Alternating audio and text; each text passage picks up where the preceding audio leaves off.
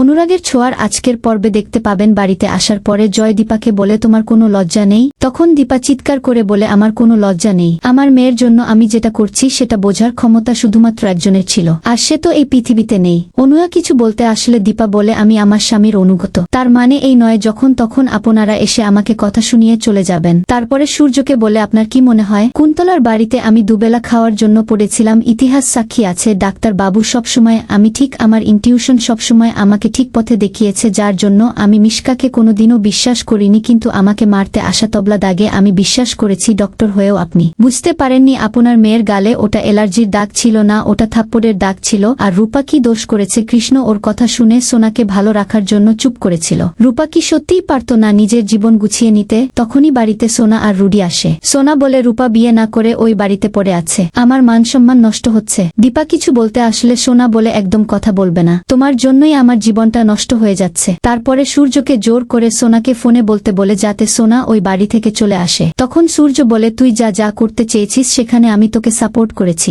একদিন তুই রুডিকে বিয়ে করে চলে আসলি, আমি সেটাও মেনে নিয়েছি। আমি বুঝতে পেরেছি মেয়েরা বড় হয়ে গেলে বাবা মায়ের কথা শোনে না, তাহলে আমি রূপাকে আটকাবো কি করে? সোনা চিৎকার করে বলে তোমাকে আমার কথা শুনতে হবে বাবা, রূপা প্রতিশোধ নেওয়ার জন্য এসব করছে। তখন দীপা বলে প্রতিশোধ তুই নিয়েছিস? সূর্য বলে তুই যখন যা যা চেয়েছিস আমি তোকে সেটাই দিয়েছি, একদিন তুই আমার লাইফও কন্ট্রোল করতে চেয়েছিলি, কিন্তু তাই বলে নিজের বোনের জীবন কন্ট্রোল করতে তুই পারিস না। সোনা বলে এটা হতে পারে না, আমি কথা দিয়ে এসেছি এই বিয়েটা আমি আটকাবো। দীপা জিজ্ঞেস করে কাকে কথা দিয়েছিস? তখন রুডি বলে না কাউকে কথা দেয়নি। তখন দীপা বলে সত্যিই তো কুন্তলা দেবী কেন চাইবে আমার আরেক মেয়ের বিয়ে কৃষ্ণর সঙ্গে না হোক? সূর্য বলে সোনার একটা পাস্ট আছে তাই ওর অসুবিধা হচ্ছে, সেটা আমি বুঝতে পারছি, সেই জন্য রূপার সঙ্গে কৃষ্ণর বিয়ে আমি তাড়াতাড়ি দিয়ে দেব। তখনই উর্মি বলে সোনা এভাবে থাকবে কি করে? সূর্য বলে কেন? কৃষ্ণকে সোনা দাদার মতো দেখবে, এরকম বুঝি আগে কখনো হয়নি। অন্যদিকে কুন্তলা কুমারকে বলছে একবার রূপা এই বাড়ি থেকে বেরিয়ে যা, তারপরে কৃষ্ণকে অজ্ঞান করে আমি ওকে। তখনই রুডি এসে বলে কোনো কিছুই করা যাবে না, কেননা সূর্য সেনগুপ্ত পাল্টি খেয়ে গেছে। কুমার বলে আমাকে অন্য কোথাও নিয়ে চলো, আমি ধরা পড়তে চাই না। তখনই বাড়িতে সূর্য আর দীপা আসে। দীপা বলে আমি কৃষ্ণর সঙ্গে রূপার বিয়ের কথা বলতে